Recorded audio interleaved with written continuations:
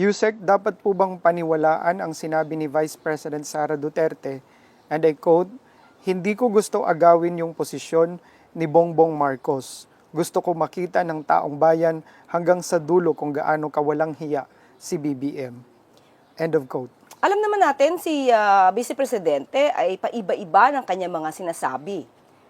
Kung matatandaan niyo po, July 19, 2025, siya mismo ang nagsabi sa mga kababayan habang siya ay nakikipag-usap o nagsasalita before the Filipino community.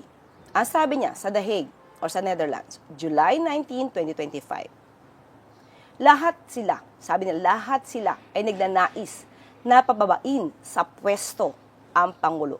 Kasama siya sa nais na magpababa sa Pangulo. Kaya siguro mas dapat nating isipin kung ang mga sinasabi ba ng Vice Presidente ay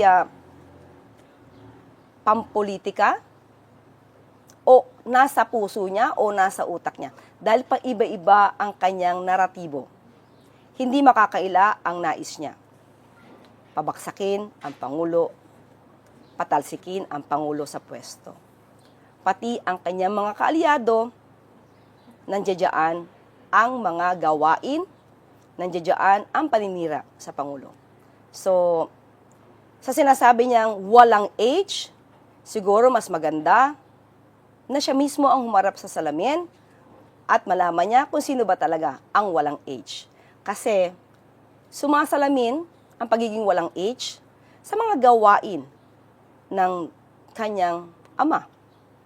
Nandiyan ang pagpapatay, nandiyan din ang pagkakaroon ng mga assassin, nandiyan din yung mga pagbabanta sa mga maliliit na kababayan natin na nakita natin na ginawa ito sa loob ng isang bar.